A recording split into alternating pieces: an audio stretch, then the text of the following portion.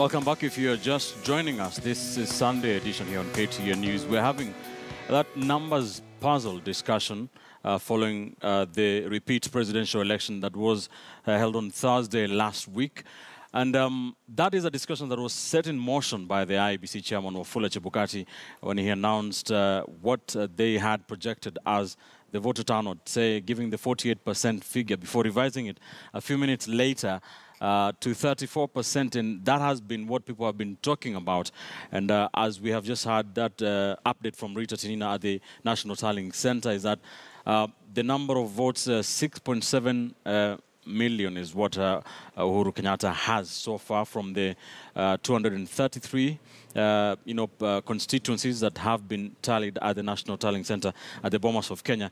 And this is basically about 82% of what Uhuru Kenyatta got in the August 8th general election presidential poll numbers. And that is what we've been talking about. It has been a conversation that has had split reactions. The Deputy President, William Ruto, did say that they received 7.5 million votes in that Thursday poll. Let's listen to what he had to say. There will be a final paper tally, maybe latest by tomorrow or tomorrow afternoon. And when we get there, the figures will speak for themselves. It is true, 9% of Kenya were denied the opportunity to vote. And they were denied the opportunity to vote because of violence sponsored by our competitor in his region, where citizens were denied the chance to vote by organized militia that ensured that election officials and election materials never made their way to polling stations.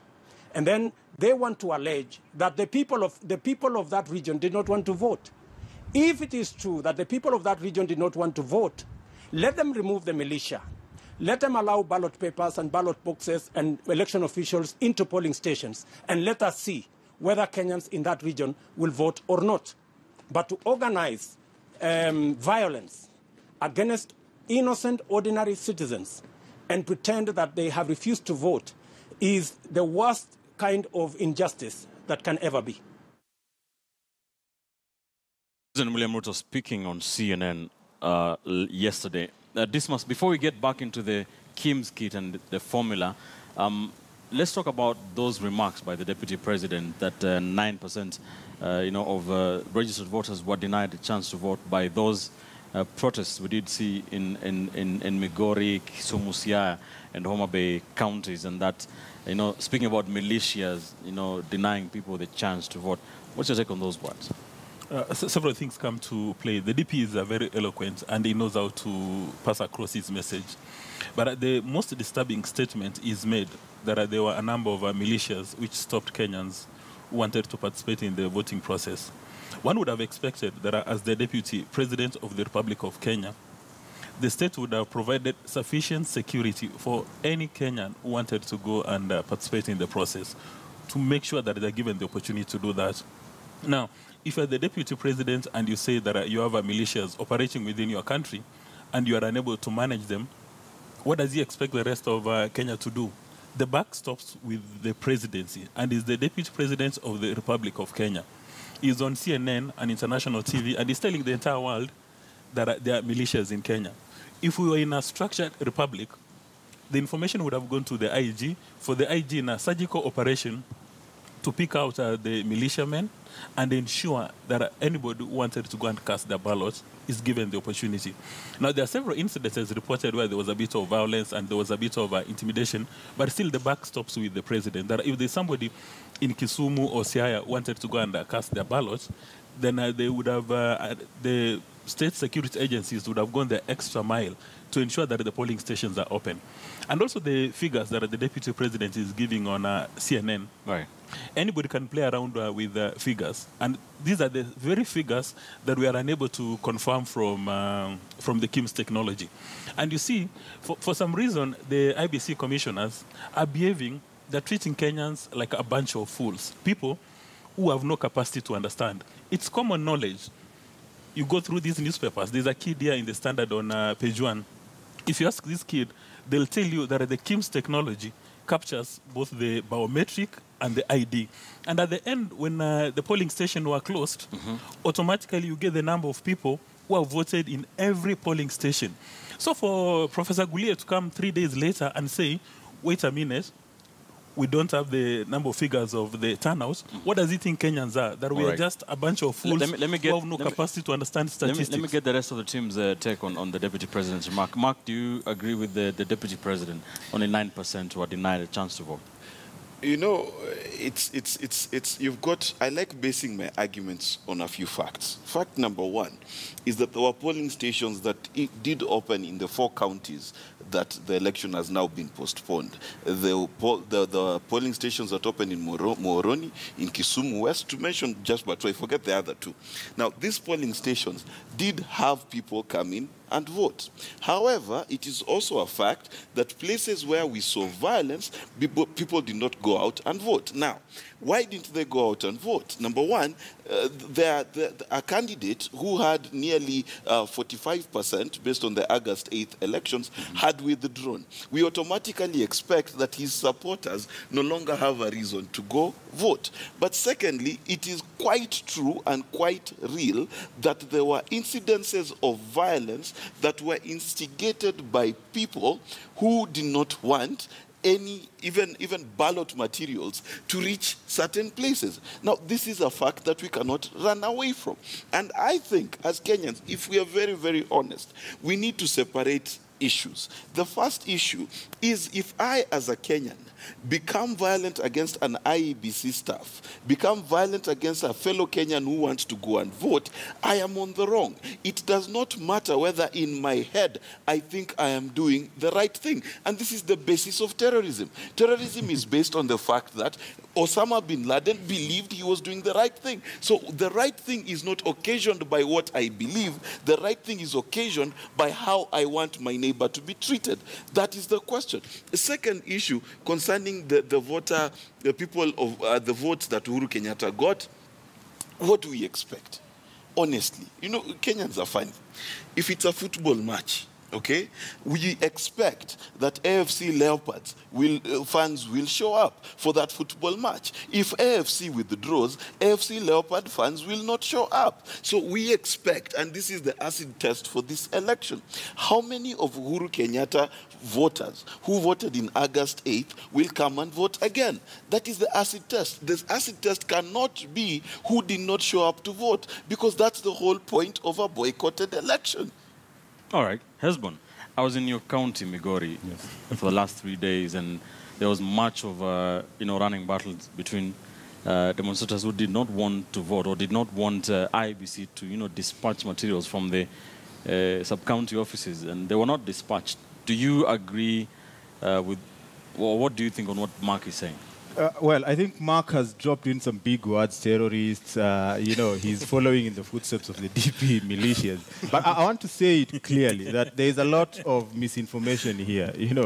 You cannot say that people were stopped from voting by a militia. Who is the leader of this militia? Why can the government arrest him? You cannot say that people are deliberately causing violence, because that in itself is a falsehood that needs to be rebuked and condemned in the strongest term possible. We have footages of IBC officials voting materials being delivered to Migori under tight security, and police officers were shooting to scare people away.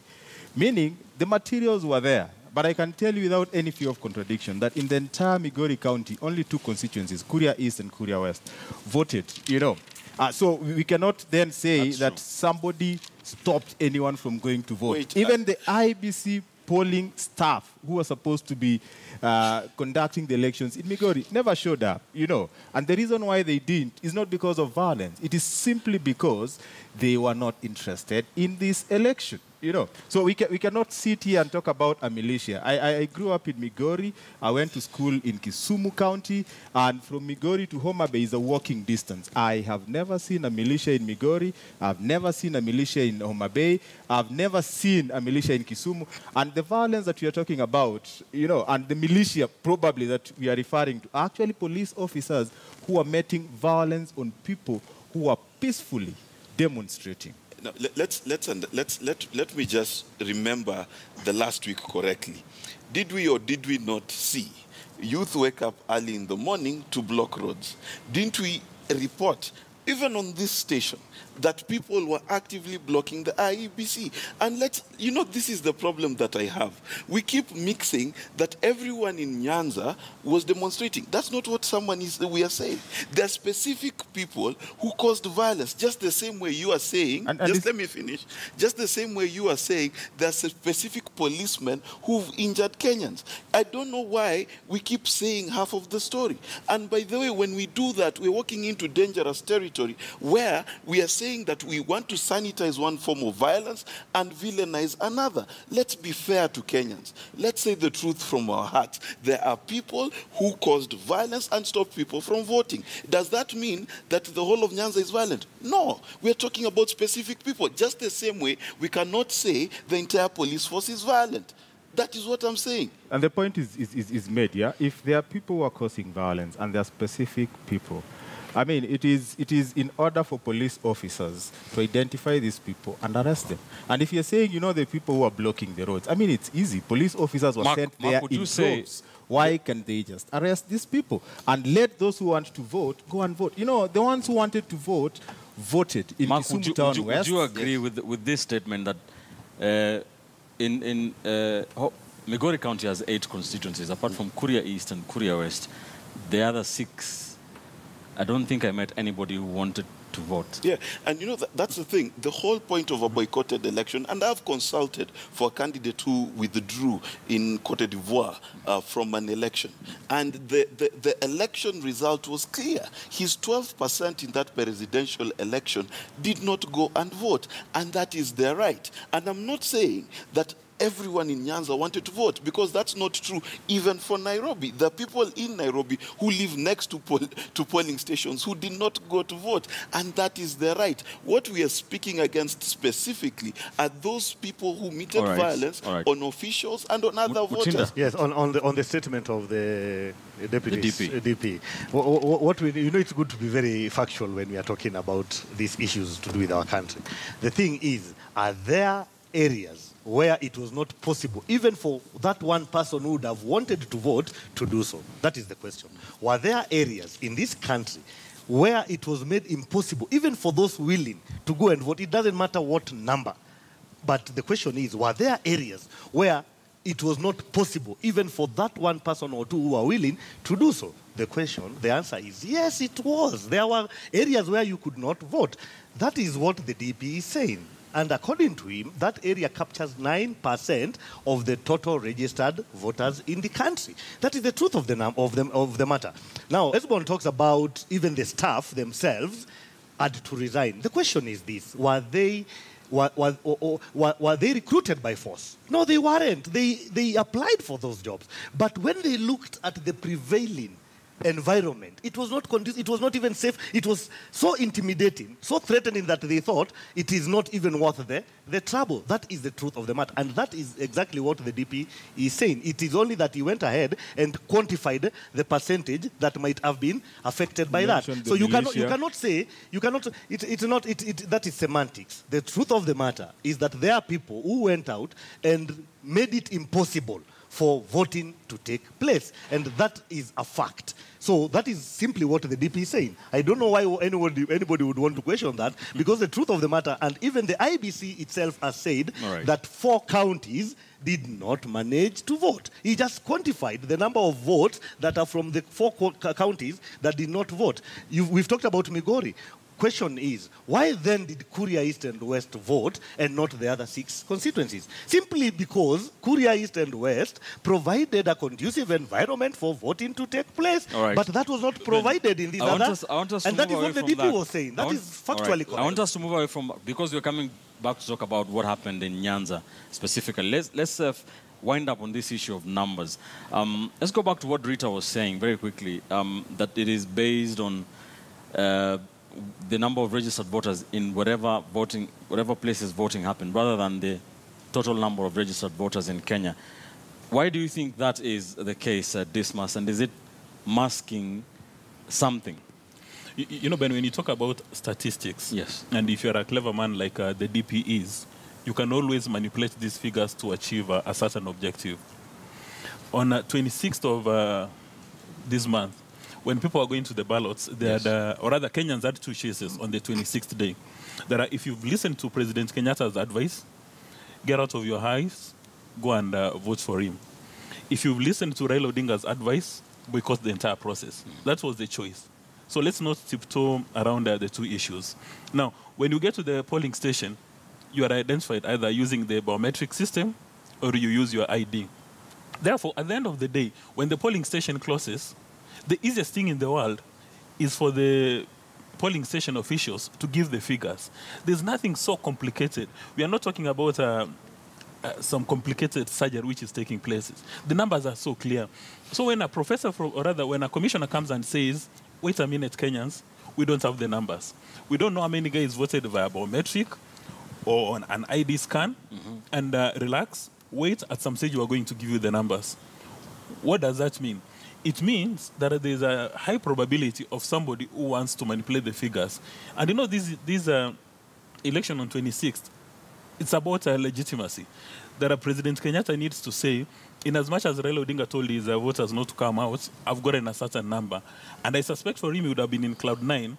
Out of the 19.6 million registered voters, he had about 70% coming out. So this is a numbers game, and that's why we are playing around with that. So we shouldn't be confused about how many polling stations were opened. No, we've got absolute figures. You've got a certain number of registered voters in Kenya. How many came out to vote? What is the percentage? Which is why Chebukati initially started with 48%.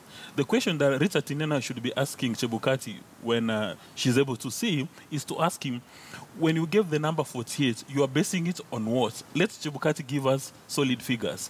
If for some reason as a lawyer he's got a problem with the numbers, let them get a commissioner who understands statistics to tell us the numbers available. Because if they don't do that, then they're creating a vacuum. And when you don't fill that vacuum with information, all of us will start playing around. And then it's important for us to realize that at the end of the day, the nation, taxpayers have invested a fortune in that KIMS technology. So for Professor Gulier to come and say, in a very casual, almost reckless manner, that the numbers from the KIMS technology are not accurate, for Wanjiko in the village in Kisii, who says that we've invested a fortune in this technology, then if we knew KIMS technology was going to fail, why retain Otimofo? We would have used that resource to pay our nurses who are on strike, or put up another road, or put an international airport in Kisii, or use the money for other projects. And at the end of the day, I'm hoping that legislators will not come up with a piece of legislation to punish these errant IBC commissioners, because we keep on using resources, and at the end of this, nobody is going to take liability for this. All of them are going to smile to the bank. Mark, these percentages being floated around, that 6.7 million is the number of people that have voted for Uhuru Kenyatta this time round, so far, from what has been tallied there. I mean, these numbers have been... NASA does not agree with them, but if you tally this against the number of 15 million people voted in August, it's about 40% of the... If you tally it about 19 million, it's about 30-something. What is this game of numbers all about? You know, one of the key things, and I'm finding this very funny, and I'll tell you why. And for me, I want to speak from the point of view of, let's just talk Kenya and how math works in Kenya, okay? You need to understand that every single vote that Uhuru Kenyatta got in August 8th is in two categories. There's the vote for the people who loved him and his deputy, William Ruto, and there's the vote of the people who totally despise, fear Raila Odinga. Let's not forget that constituency. You know, there was a time an article was written, said there's Raila mania and there's Raila phobia. Now, Raila as a person, and give him credit, when he is on the ballot, it changes the game of how people turn out. Either his fans or his enemies, they come out to vote simply to show whether they support him or they fear him. That's the first thing.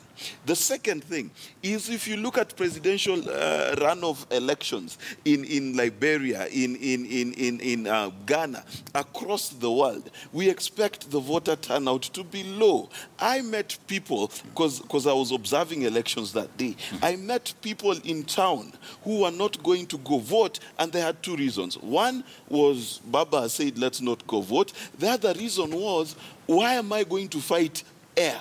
Because Ekuru Okot is not a threat to my president. You understand? So that's the reality, number one. Number two, I think IEBC is really playing a game that they need to figure out what is their strategy as quickly as possible. And this is what I mean.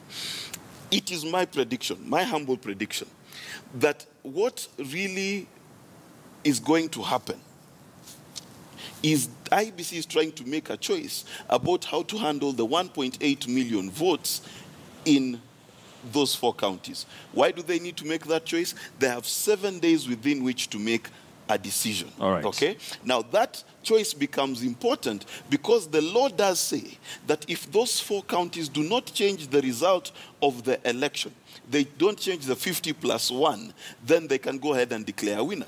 That is the question IEBC is grappling with, and they've been unable to communicate it well. And they need to make a choice and make it quickly, because then they'll keep confusing the nation. And Ben, there's also the small matter that a presidential election shall be held in all the 290 constituencies. Maybe that's something which is disturbing Chebukati, that if he declares President Kenyatta as a president, somebody will go in the absence of the 290 constituencies, would they have voted, would they have participated? All right. And maybe that's going to open a Pandora's box, because the question would be the NASA lawyers as well as Jubilee lawyers. Because believe you me, they're going to end up at the Supreme Court. All right. Is, how do you describe an election? Is it when you open up the facilities, people do not show up?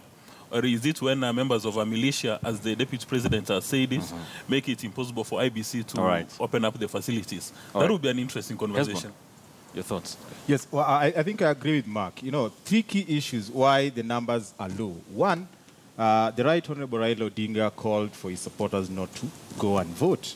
And we are talking about a number of constituencies in 4 counties. Then the second thing, there is that perception among President Uhuru Kenyatta. Is it only in those 4 counties? It is in those 4 counties, but in many other constituencies in other counties. You know, even in Migori County, you cannot say that Migori County folks did not vote, because guys just didn't vote in 6 constituencies. In 2 constituencies, there were guys who voted. But the second reason is because there are a number of President Uhuru Kenyatta's supporters who thought, why should I waste my bullet on a dead enemy? So they didn't turn up to vote. And then secondly, globally we know that when there is a rerun, a repeat election, the turnout is almost always very low.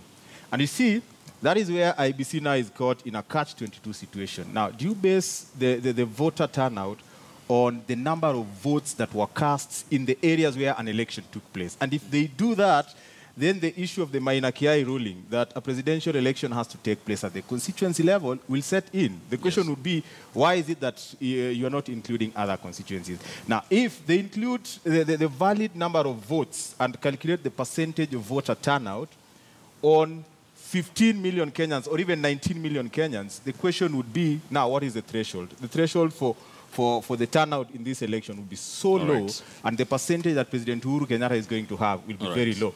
And therefore, it gives us 3 basic scenarios. One is that even if President Uhuru Kenyatta is declared the winner, are those numbers credible enough to cushion his victory? And then number 2, was the process, credible enough in either including these counties that didn't vote or leaving them out? And then lastly, will he have that platform to unite this country, even if he survives, as a legitimate president? Mutinda, your final thoughts on the numbers? Yeah, voter turnout first. What is voter turnout? It is an expression in percentage of the people who came to vote as compared to the number of registered voters. Rita Tinina had raised a question that the percentages are being given as per constituency, as per county, but they are yet to be given at the national level. There is nothing wrong with that, because the truth of the matter is that at the polling station level, you also get to know the voter turnout, as in voter turnout, is expressible at all levels, such that if, for instance, in one polling station we had 700 registered voters and 500 turned up, then that is the percentage you will give for that particular polling station. You can go ahead and do the same for the ward. You can get a voter turnout for the ward. You can get a voter turnout for the constituency. You can get a voter turnout for the county, and then you can get a voter turnout for the nation. So there is nothing wrong with getting voter turnout percentages for the different units. The most important thing is what is your interest. If you want the voter turnout for the nation, now the most important thing then is what Esbon has raised.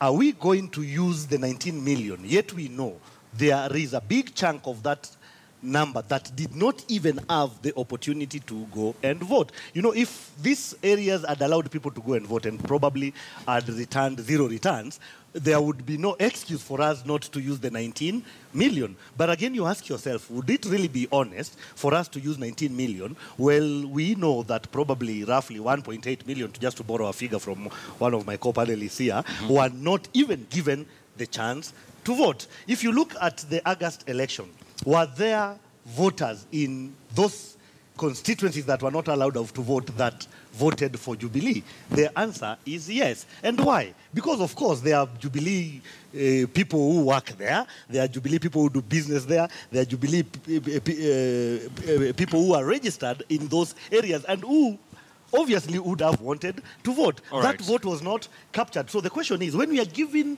the percentage of voter turnout at the national level, are we going to use the 19 million or are we going to use the 19 million minus the registered voters in those areas where they never got the opportunity to vote? I think that should be the issue. All right, let's leave it there in terms of that numbers puzzle. We continue to wait on the Independent Electoral and Boundaries Commission at the National Tallying Center at the Bomas of Kenya as they continue verifying the results and tallying the final results.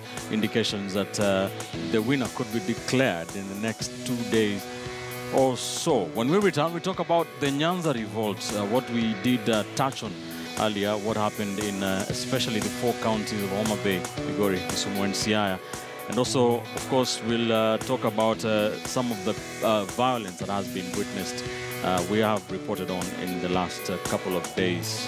That's when we come back. Right now, the NASA presidential candidate and the leader Raila Odinga is touring Kawangware here in Nairobi.